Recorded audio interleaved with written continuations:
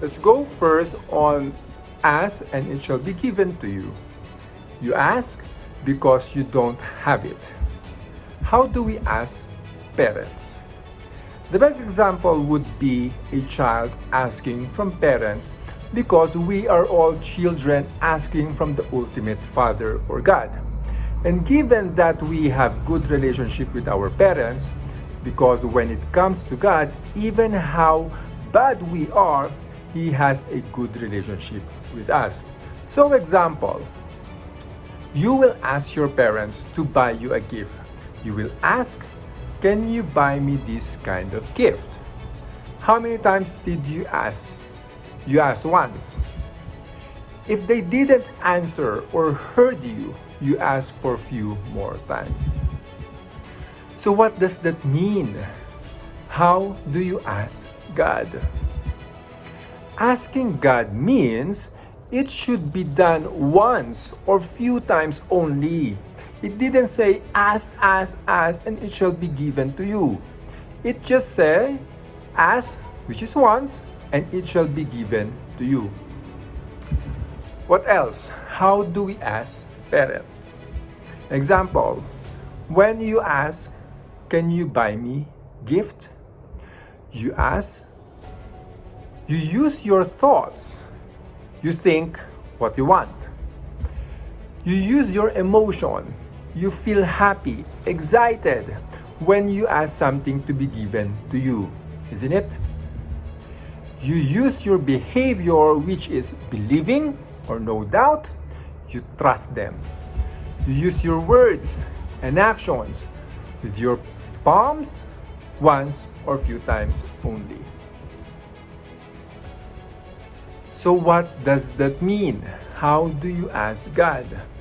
Asking God means think what you want once or for few times. Asking God means feel it. You should be able to feel it during the time you think it. There is a feeling that you will feel, whether good or bad. It is what you are asking. Asking God means believe it, or just even without a doubt. We will not consider having a doubt or even hoping, because the premise is ask and it will be given to you. Asking God means you could physically attract it through words, action, or even dream board, once or few times only. Asking is not only done through thinking, it could also be done through physical way. Then with feeling it and believing it. Take note, asking, seeking, and knocking is always done through four types. These are the thoughts, emotions, behavior, and physical.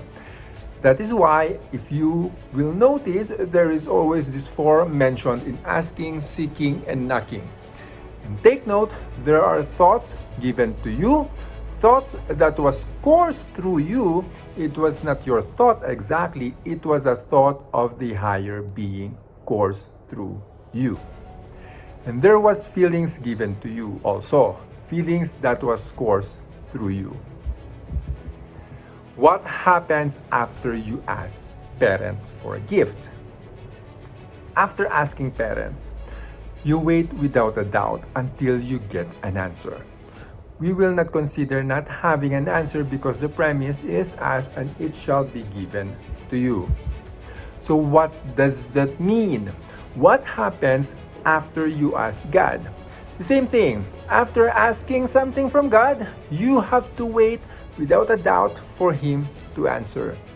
When will it be answered? Within the time frame of what you ask is available. And then, based on how you practice time, if your time practice is coming early or on time, then the answer will come early or on time. If your time practice is coming late or no show, then the answer will come late or no show. What else?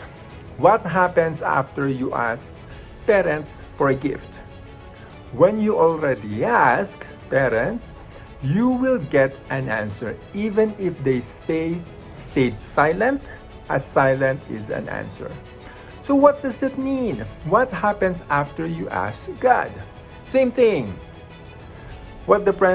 Same thing what the premise said. Ask and it will be given to you. How was your asking answered? There was a situation where the parents give you what you asked.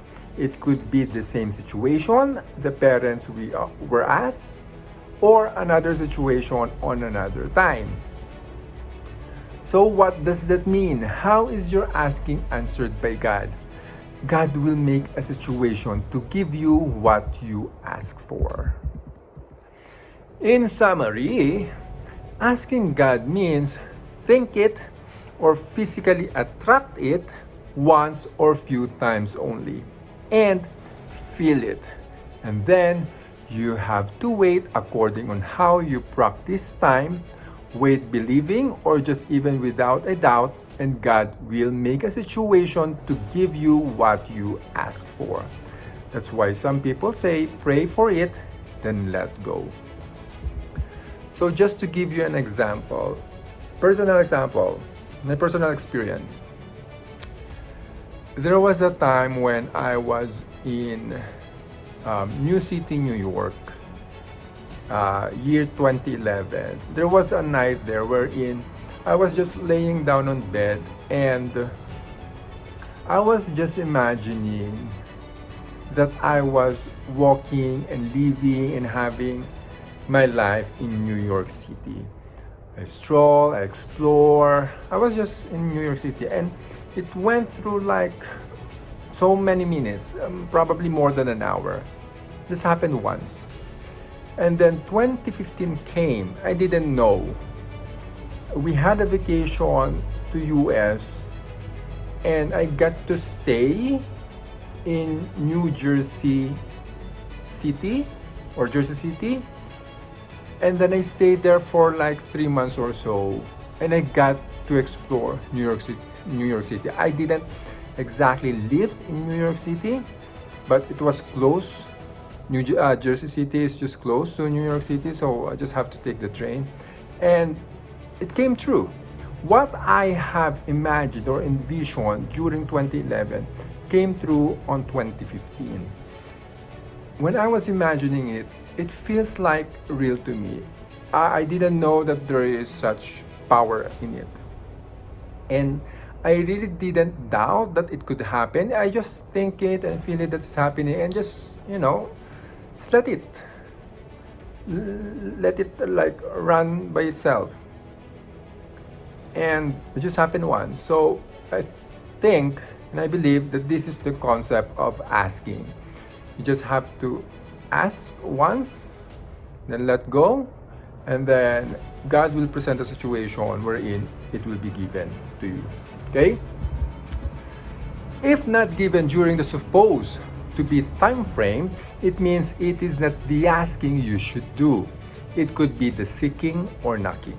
If you have done the seeking and knocking but it didn't work as well, just so you know, it may not work because 1, you might have asked, seek, or knock for something that contradicts it. 2, there is something that overrules what you seek, what you ask, seek, or knock. 3, you were or will be given something better.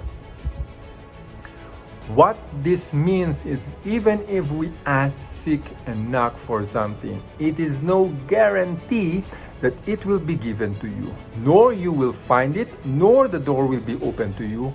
I am no better than God, but where my statements came from is from the analysis of those teachings and why some things doesn't come to us to make sense. If you will contest my statements, then what sensible explanation could you give?